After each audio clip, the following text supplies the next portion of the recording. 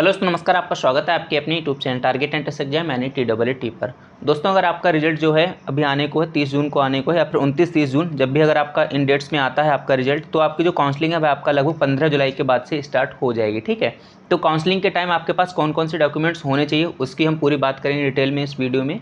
तो अगर आपके पास ये डॉक्यूमेंट्स हैं तो अच्छी बात है, अगर नहीं है तो आप इनको अरेंज कर लीजिएगा, क्योंकि वहाँ पर जब काउंसलिंग होती है तो आपके पास बहुत कम टाइम रहता है। वहाँ पर अगर आपके पास डॉक्यूमेंट्स नहीं होंगे तो फिर आपको जो है काउंसलिंग से आप लोग वंचित रह जाएंगे। ठीक है, तो आप क्या करेंगे, आप ये सारे डॉक्यूमेंट्स तैयार रखेंगे जो हम आपको भी बता रहे हैं। सबसे पहले यहाँ पर देखिए, काउंसलिंग के लिए कौन कौन से डॉक्यूमेंट्स ज़रूरत हैं उनकी हम बात करेंगे।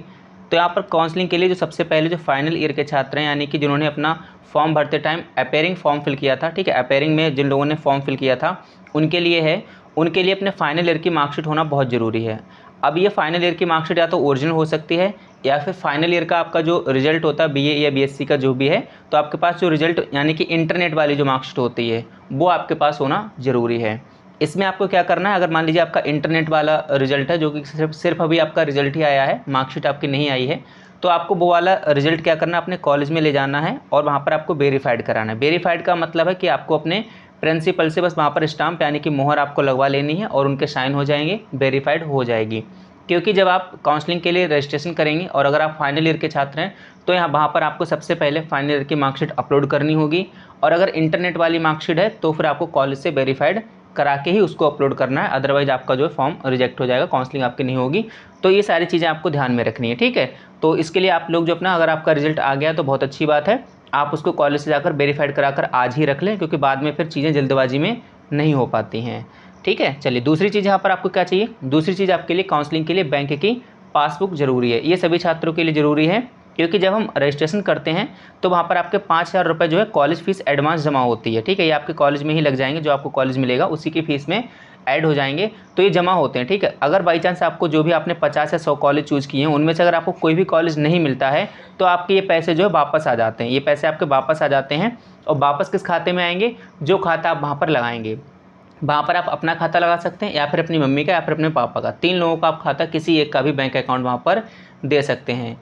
ज़रूरी बातें आपको ये ध्यान रखनी है कि ये वाला जो बैंक अकाउंट जो वहाँ पर आप लगाएंगे, ठीक है, इसमें आपका क्या हो, ये ग्रामीण बैंक का खाता नहीं होना चाहिए। ठीक है, ग्रामीण बैंक का खाता नहीं होना चाहिए। दूसरा जो है जनधन खाता होना चाहिए, वह भी आपका नहीं होना चाहिए। ठीक, तो इन दोनों का ध्यान रखना है, क्योंकि इन दोनों खातों में वापसी होना मुश्किल होता है, तो इसलिए इस प्रकार के खाते ना हो। बाकी आपका SBI BOB, आप जहाँ भी चाहें किसी भी बैंक में आपका खाता हो सकता है, उस अकाउंट को आप लगाइएगा।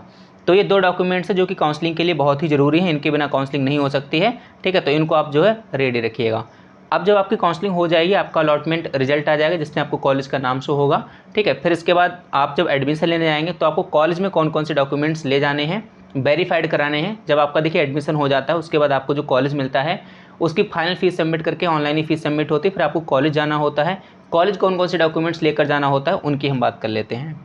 सबसे पहले आपका ऑल एकेडमिक मार्कशीट, यानी कि आपका जो भी 10th है, ठीक है, 10th से आपको ले जानी है, 10th है, फिर आपका 12th है, फिर आपने जो ग्रेजुएशन किया है वो है, अगर आपने इसके बाद जो पोस्ट ग्रेजुएशन भी किया BA MA या फिर आपका BSc MSc जो भी आपने किया है, ये सभी आपको डॉक्यूमेंट्स ले जाने, यानी आपने जितनी भी शिक्षा आज तक ग्रहण की है आप उन सभी डॉक्यूमेंट्स को आपको ले जाना होगा, ओरिजिनल ले जाना होगा। वहाँ पर उनको बस दिखाना होता है कि आपने जो फॉर्म में भरा है सही भरा है फिर नहीं भरा है। ओरिजिनल भी ले जाना होता है और साथ में साथ उनकी आपकी फ़ोटो कॉपी भी आपको ले जानी होती है, क्योंकि फ़ोटो कॉपी आपका वहीं पर जमा हो जाती है, ओरिजिनल वो देखकर आपको वापस कर देते हैं तुरंत ही। ठीक है, तो आप ये ओरिजिनल और प्लस इनकी फ़ोटो कॉपी दोनों आप लेकर जाइएगा। इसके बाद यहाँ पर अगर आपने कोई भारांक डॉक्यूमेंट्स लगाए, मान लीजिए NCC है, NSS है, इस टाइप का अगर आपने कोई डॉक्यूमेंट्स लगाए हैं तो आप उनको भी ओरिजिनल लेके जाएंगे और उनकी फ़ोटो कॉपी भी लेके जाएंगे, फ़ोटो कॉपी जमा हो जाएगी, ओरिजिनल वो देखकर आपको तुरंत ही वापस कर देंगे। इसके बाद यहाँ पर आपको इनकम कास्ट सर्टिफिकेट ये भी आपको ले जाना है, आय जाति प्रमाण पत्र जो होता है, अगर आप OBC नॉन क्रीमी लेबर है तो आपको इनकम भी ले जाना है। अगर जनरल के हैं आप लोग तो फिर आपको जो है कास्ट की ज़रूरत नहीं पड़ेगी, आपको बस इनकम सर्टिफिकेट ले जाना है। EWS वाले हैं तो आप EWS को ले जाइएगा और उनकी फ़ोटो कॉपी भी ले जाइएगा। यानी जो जो आपने डिटेल जानकारी दी है अपने फॉर्म को फिल करते टाइम, वह सभी ओरिजिनल डॉक्यूमेंट्स आपको कॉलेज में दिखाने कि सही हैं या फिर नहीं हैं। इसके बाद यहाँ पर आपका कुछ एफिडेविट्स होते हैं। ये एफिडेविट आप ज़रूरी नहीं है कि तुरंत ही आप लेकर जाएँ, आपके कॉलेज में एडमिशन हो जाएगा उसके बाद आप इनको जमा कर सकते हैं अगर कॉलेज चाहता है तो। ये कुछ एंटी रैंकिंग वगैरह के होते हैं, ठीक है, कुछ अटेंडेंस वगैरह के होते हैं, तो अगर ये कॉलेज पर डिपेंड करता है कि आपका कौन सा कॉलेज है। अगर वो एफिडेविट आपसे चाहते हैं तो वो आपका पूरा जो है जो प्रोस्पेक्टस होता है एक तरीके से वो आपको देंगे कि आपको इस तरीके का जो है बनवाना है। ठीक है, तो ये आपका वहीं से हो जाएगा, इसमें आपको कोई टेंशन लेनी नहीं है। ये कॉलेज के ऊपर डिपेंड करता है कि वो आपसे एफिडेविट्स मांगते हैं या फिर नहीं मांगते। ये बाद में भी जमा हो जाएंगे, कोई दिक्कत नहीं है।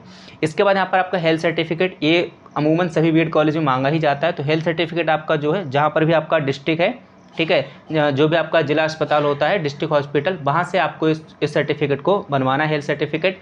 तो इसको आप जो है सब लोग बनवा के पहले से ही रख लीजिएगा। हो सकता है कुछ कॉलेज में ना मांगा जाता हो, लेकिन मोस्टली कॉलेज में इसको मांगा जाता है। तो इसको आप जो है बनवा कर रख सकते हैं, ये आपका हेल्थ सर्टिफिकेट हो जाएगा। और यहाँ पर कुछ इंपॉर्टेंट चीज़ें, आपका जो अलॉटमेंट लेटर आपको ले जाना है, ये सबसे ज़रूरी है। अलॉटमेंट लेटर कब आता है? जब आप कॉलेज चूज करते हैं, उसके बाद अलॉटमेंट रिजल्ट आता है। रिजल्ट में आपको कॉलेज का नाम पता लगता है, उस नाम को आप लोग जो है रिसीव कर लेते हैं, यानी उस कॉलेज को रिसीव कर लेते हैं, बची हुई फीस आप पेमेंट कर देते हैं। तो उसके बाद अलॉटमेंट लेटर डाउनलोड होता है। ये सब कैसे होता है वो भी मैं आपको स्टेप बाय स्टेप बताएंगे जब काउंसलिंग प्रक्रिया आपकी चल रही होगी। तो आपको इसको ले जाना है अलॉटमेंट लेटर को, और आपको टीसीसीसी या फिर माइग्रेशन सर्टिफिकेट किसको लगता है? अगर आप किसी अदर यूनिवर्सिटी के हैं और आप जब एडमिशन लेने जा रहे हैं तो वह कॉलेज किसी अदर यूनिवर्सिटी से संबंधित है, ठीक है, तो फिर आपको ले जाना है माइग्रेशन। अगर आप सेम यूनिवर्सिटी के हैं, मान लीजिए आप रोहिलखंड यूनिवर्सिटी के हैं और उसी के ही किसी अदर कॉलेज में आपको बीएड में एडमिशन मिला है, तो फिर आपको वहाँ पर ज़रूरत नहीं होगी माइग्रेशन सर्टिफिकेट की, ठीक है। तो माइग्रेशन सर्टिफिकेट सिर्फ उन लोगों को चाहिए जो लोग यूनिवर्सिटी चेंज कर रहे हैं, अदरवाइज आपको नहीं चाहिए होगा। और ये भी आप जो टीसीसीसी भी आप थोड़ा सा जो है आपको टाइम दे दिया जाएगा, 5 से 10 दिन में भी आप जमा कर सकते हैं। तुरंत इन चीज़ों की ज़रूरत नहीं है। तुरंत किन चीज़ों की ज़रूरत है? आपके सारे डॉक्यूमेंट जो कि वेरीफाइड होंगे, इनकी तुरंत जो है ज़रूरत है, और ऊपर वाले 2 की जो काउंसलिंग के टाइम ज़रूरत है। तो उम्मीद है आप पूरी जानकारी यहाँ पर अच्छे से समझ पाए होंगे। बाकी आपको हम अभी कॉलेज की लिस्ट प्रोवाइड कराएंगे, जिसमें हम सभी आपको कॉलेज के नंबर, मोबाइल नंबर सब कुछ दे देंगे। आप उनसे डायरेक्टली बात कर सकते हैं कि आपके यहाँ क्या फ़ीस, कितनी एक्स्ट्रा फीस वगैरह जाती है, वो आप सब उनसे डिटेल में बात कर लेना। पूरी आपको करीब 230 पेज की पीडीएफ है, उसको हम नेक्स्ट वीडियो में आपको जो है अपलोड कर देंगे। आप उसको जो है डायरेक्टली डाउनलोड कर देना, और आप हमारे साथ बने रहे। यहाँ पर हम आपको संपूर्ण जो काउंसलिंग प्रक्रिया अच्छे से बताएंगे। स्कॉलरशिप प्रक्रिया भी यहाँ पर आपको स्टेप बाय स्टेप बताई जाएगी। इसी के साथ आप सभी साथियों का बहुत धन्यवाद। जय हिंद, जय